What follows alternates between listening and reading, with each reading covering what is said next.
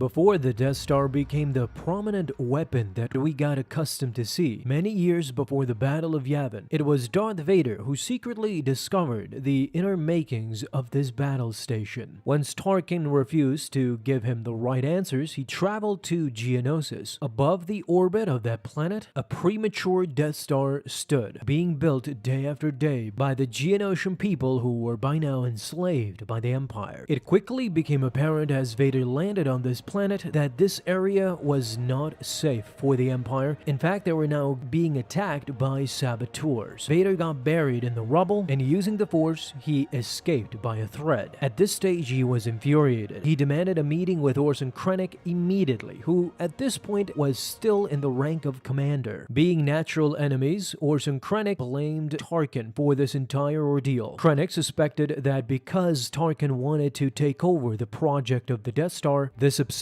would lead him to even go as far as to create a sabotage against Krennic and de facto against the Empire, just so that he could paint Orson Krennic as an incompetent and take over the Death Star project. Vader was not interested in the baseless accusations by Commander Krennic and went on to demand from the commander to tell him how many more sabotages has there been since they started. To Vader's surprise, there were a lot. 8 months ago had been the first accident they experienced, and then month after month, these suspiciously grave accidents were now happening with frequency. Krennic hoped that Vader could find this perpetrator, but in Vader's mind, there was no other alternative. Next, he entered a familiar arena. Years ago, he had fought the droid army exactly in this place as Anakin Skywalker, Jedi Knight. At this point, a new character enters the scene, a female loyalty officer named Udra. They had been commissioned by Darth Vader himself to seek out the treachery within the Imperial ranks and the endangerment of the workforce on Geonosis. Udra admitted that this was harder due to the fact that they couldn't torture both of the suspects, but alas, they were able to find small little details. She went on to explain that Tarkin was a manipulative autocrat and Orson Krennic was a venal, ego-fed narcissist. Both were standing at the top of the mountain made up of deceit and, of course, dead bodies that were created by them so that they can ascend to their current positions. Vader was impressed. He went on to ask the officer, in her estimation, could either of these men be behind the sabotage? She gave a simple answer, no. Impressed again, Vader demanded that she explain.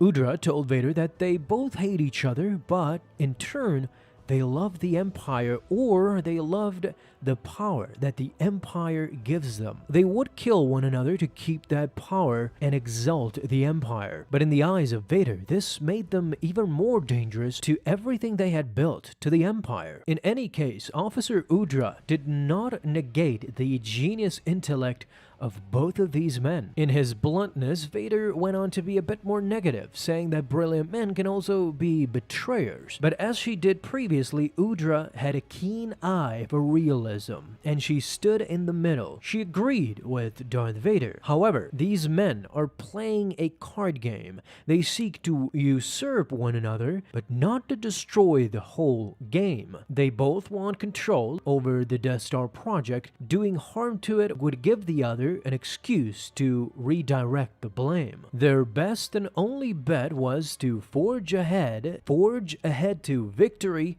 and then attempt to own that victory. If the project fails, well, Udra knew what Vader would do next. He would execute them both publicly. By this point, Vader was a bit confused, or at the very least, testing Officer Udra. If it wasn't Tarkin and it wasn't Orson Krennic, then who could be behind these sabotages? Officer Udra would now present a third suspect that previously wasn't mentioned. This was Galen Erso, the father of Jyn Erso, who resided on Coruscant. Vader wasted no time in traveling to Galen Erso's office. Udra went on to tell Vader that Galen Erso was a part of a tug-of-war between Tarkin and Krennic. Although Krennic won for now, he earned Erso's freedom and loyalty. Vader was now starting to put the pieces to the puzzle. He asked Udra, was Galen Erso the saboteur? To which Udra responded that she doesn't think so. It's not in his profile, but the thing that bothers her is that Galen Erso